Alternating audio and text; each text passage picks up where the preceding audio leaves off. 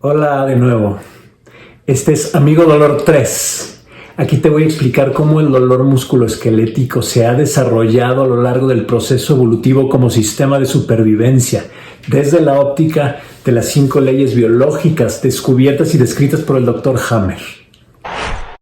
El dolor es una herramienta extraordinaria, un mecanismo de defensa de tu cuerpo que ha evolucionado a lo largo de millones de años. Fue creado y ha sido moldeado por los animales a través de la epigenética para aumentar la posibilidad de supervivencia ante el entorno del momento. Hay tantas asociaciones neurológicas, condicionamientos y reacciones primitivas que llevamos repitiendo por generaciones y retransmitiéndolas a los descendientes que hoy persisten. Vamos a viajar en el tiempo desde sus orígenes para que puedas comprenderlo mejor. Voy a empezar analizando el proceso doloroso desde la ontogénesis, que significa el desarrollo embrionario, y desde la filogénesis, que se refiere a cómo el desarrollo de estos procesos han sucedido a lo largo del proceso evolutivo. Recuerda, salvo algunas regiones especializadas nuevas del cerebro, prácticamente no hay diferencias entre nosotros y los animales. Y compartimos la mayor parte de los genes, patrones y programas de supervivencia. El dolor ha evolucionado con nosotros. Es una característica desarrollada por nuestros tejidos más avanzados. Para que me entiendas cómo se comporta el dolor, necesito orientarte un poco más a cómo nos formamos. El cerebro viejo, reptil o paleoencéfalo no participa mucho en el proceso doloroso. El cerebro más nuevo, de desarrollo más reciente, es el responsable de la percepción y el control del dolor. Cuando sucede la fecundación del óvulo y empieza a desarrollarse el nuevo embrión, en una fase que se llama de blastocisto, las células se multiplican y éstas empiezan a acumularse en diferentes zonas. Y luego se alinean y forman 3 capas básicas que se distribuyen así. Imaginándote un corte transversal por la mitad del embrión, el ectodermo que ves en rojo, el mesodermo que ves en naranja y el endodermo que ves en amarillo. Trata de recordar siempre este código de colores. Hay más subdivisiones del mesodermo que forman otras cosas, pero no los voy a tocar en esta plática para no complicarla. Y esto culmina en la formación de tejidos que comparten características de comportamiento. El ectodermo, que corresponde al cerebro más nuevo, forma nuestro sistema nervioso y nuestras pieles. La piel externa, la piel del hueso que se llama periósteo, la piel del músculo que se llama fascia y las pieles internas que son las mucosas. El mesodermo, que corresponde al cerebro, digamos, intermedio, forma los tejidos de soporte y sostén, como el músculo esquelético, vasos sanguíneos y linfáticos, la sangre y todo el tejido conectivo. Y el endodermo, que controla el cerebro reptil, forma los tejidos básicos para la supervivencia, que predominan en el tubo digestivo, respiratorio, renal y los órganos de reproducción. Los tejidos endodérmicos, controlados por el cerebro primitivo, en general no duelen. Solo los músculos lisos y tejidos conectivos asociados a ellos generan dolor. Los tejidos mesodérmicos nuevos y ectodérmicos, controlados por el cerebro nuevo, sí producen dolor por sí mismos, a través de 2 patrones distintos. ¿Recuerdas esta curva de 2 fases, conflicto y resolución? Y que el dolor puede modificarse por sistemas internos facilitadores o inhibidores del dolor. ¿Recuerdas que una vía neurológica puede modularse, o sea, excitarse o inhibirse desde el cerebro central dependiendo de la percepción y necesidad para sobrevivir, como si le subieras o bajaras el volumen? Esto tiene una utilidad muy clara en la naturaleza. Bueno, pues hay un patrón de sensibilidad que se llama sensibilidad interna o tipo mucosa faringe. Hammer la llamó así porque era muy claro y representativo en esta región. Este patrón duele en conflicto y deja de doler en resolución. Y el segundo patrón se llama de sensibilidad externa o tipo epidermis. Igual, le puso así porque en la piel era muy claro. Este se comporta al revés, no duele en conflicto, pero duele en resolución. ¿Te acuerdas de las realidades de primer orden, que son hechos reales, y de segundo orden, que son influenciadas por tu percepción? Bueno, te voy a poner primero ejemplos de los 2 patrones de dolor manifestándose desde el primer orden. Empiezo con la sensibilidad interna en un hecho real. Una hernia de disco lumbar. que genera una compresión mecánica en un nervio. Produce un dolor inmediato en este. Es de tipo eléctrico y puede crear la famosa ciática. Cuando la compresión se quita por reabsorción de la hernia, por terapia, por cirugía, el nervio entra en resolución y el dolor se va. Voy con el patrón de la sensibilidad externa en un hecho real de primer orden. Imagínate un maratón y a un atleta en competencia. Este otro patrón de dolor tiende a callarse cuando está en estrés, en tensión, pero cuando termina la competencia y te enfrías, ya en reposo, es cuando empieza a doler. Este dolor es más de naturaleza quemante, muy relacionado con la inflamación. Si recuerdas este esquema, el cuerpo no distingue entre realidades de primer orden y segundo orden, reacciona igual y somatiza. Desde el segundo orden puedes activar también los dos patrones. Y funcionan así porque el dolor es una antena de peligro. Los receptores de dolor detectan múltiples amenazas internas y externas. Hay un objetivo para cada uno de estos dos patrones de dolor que te mencioné. Te voy a poner unos ejemplos. Hay situaciones de peligro en las que la mejor reacción para el animal en tensión es aumentar la sensibilidad para sobrevivir. Esto lo hace súbitamente, facilitando y sensibilizando el sistema perceptivo reactivo. Por ejemplo, el miembro de un grupo que se separa por una situación de peligro echa a andar mecanismos para aumentar su sensibilidad con un objetivo biológico de sentir a eso de lo que se separó. En este caso, volver a localizar a la manada. Un animal que percibe a un depredador pero no lo puede ver aumenta su sensibilidad para localizarlo. Un animal que quiere atrapar una presa aumenta su sensibilidad para poder atraparla más fácilmente. Este es el patrón de dolor de la mucosa faringe o sensibilidad interna. La faringe es un tejido que se desarrolló de esta forma con el sentido biológico de ayudar a un animal a atrapar a su presa mediante el reclutamiento y activación de más receptores sensitivos. Obviamente, en relajación, el sistema regresa al equilibrio con una reacción opuesta, en sentido contrario. Entonces, en resolución, presenta menos sensibilidad al pasar el peligro. Las aftas de la boca son el perfecto ejemplo de este patrón, que duele en conflicto, a veces antes de que te salga el afta, y al resolver se te quita el dolor. El periósteo es la piel del hueso, la fascia es la piel del músculo. Ambos tienen este patrón de dolor junto con los nervios. Están hechos de tejido conectivo, pero con una provisión amplísima de terminaciones nerviosas. Se encargan de la propiocepción, o sea, mi percepción de cómo está mi relación posicional con respecto a mí mismo, al entorno que me rodea y con respecto a los demás, y resulta indispensable para mi coordinación, mi localización con el espacio y junto con la piel de mi contacto y conexión profunda con otros miembros de la manada. Las pérdidas y separaciones traumáticas, especialmente si son súbitas, intensas o brutales, se han asociado a la generación de procesos de dolor en el hombre. Es la pérdida de un ser querido por muerte, por ejemplo, un divorcio, el dejar de ver a una persona amada, y las pérdidas secundarias que esto genera activan el programa especial biológico del periósteo y las fascias y producen dolor. El objetivo o sentido biológico de que las fascias y periósteo reaccionen con dolor ante las separaciones dolorosas responde a la necesidad de aumentar mi sensibilidad para poder sentir o localizar de nuevo al miembro perdido. Duele en tensión o conflicto con el patrón de la mucosa de la faringe o sensibilidad interna.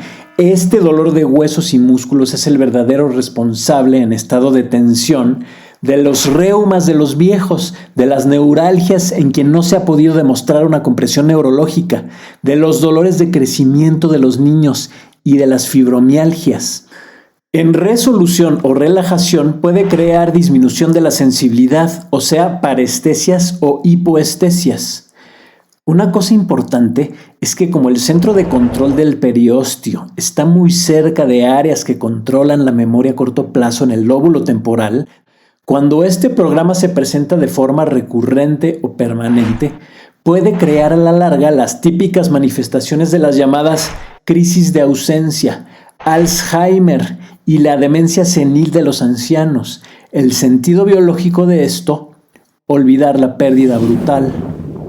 Obviamente es más frecuente este programa en los adultos mayores, que han perdido a sus parejas, a sus amigos, a sus familiares queridos, que sus hijos se han ido lejos, que se han tenido que ir a un asilo sin quererlo, que se sienten solos y por regresar y ciclarse en este programa empiezan a generar demencia.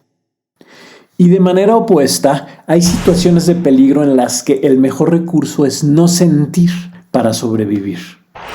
Este patrón se llama de sensibilidad externa o patrón de epidermis, cuyo más claro exponente es la piel. En tensión, el cuerpo echa mano de forma rápida de los sistemas inhibitorios del dolor. Un ejemplo sería la de un animal en huida por un depredador. Su sistema bloquea el dolor para poder correr lo más rápido que pueda y escapar.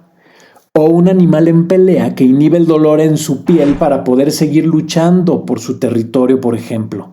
En conflicto, el animal no necesita que le duela. Al contrario, esa reacción de dolor a la baja en conflicto se llama el patrón de la epidermis o sensibilidad externa. Piensa en una quemadura por el sol, que no duele en el momento de asolearte, sino en la noche de ese día o al día siguiente, ya en resolución. Es tan evidente que Hammer lo tomó como perfecto ejemplo de este tipo de dolor, más de naturaleza inflamatoria. Esto explica por qué a veces durante una lesión no sientes dolor hasta que acaba el partido, porque estás en tensión. El dolor llega cuando ya te relajaste y estás en resolución, con el objetivo de detenerte. Esto explica también por qué un soldado herido puede no sentir dolor en ese momento cuando le dan un balazo en acción, mientras está en peligro de morir, hasta que resuelve estando ya a salvo en la trinchera. Hammer entendió que todos los tejidos que producen dolor se distribuyen en uno de los dos bandos y que el patrón de sensibilidad tenía una lógica muy clara. Y a lo largo del proceso evolutivo, cada tejido adoptó el patrón que mejor le ayuda para funcionar en estrés. Bueno, pues el sistema musculoesquelético y los vasos en general duelen igual en un patrón de epidermis. Y los nervios, el periósteo y las fascias comparten el patrón de dolor de la mucosa de la faringe. Si dividimos en dos el cerebro nuevo, los tejidos del músculo esquelético están mapeados y son controlados por la llamada sustancia blanca.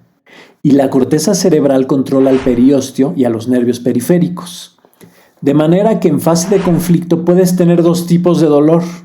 El dolor de periósteo, fascias y nervios, con un patrón de sensibilidad interna, y el dolor mecánico, entre comillas, de los huesos. Te voy a explicar este. Los huesos tienen terminaciones nerviosas que se meten a él. Acuérdate que el hueso es un tejido compactable, especialmente cuando se descalcifica. Cuando hay un colapso de hueso, los nervios que están dentro de ellos se comprimen y se irritan.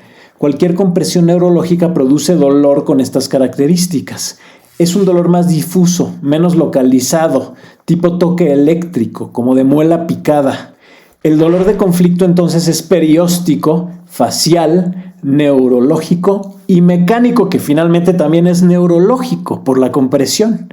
Recuerda, con un sentido biológico de localización.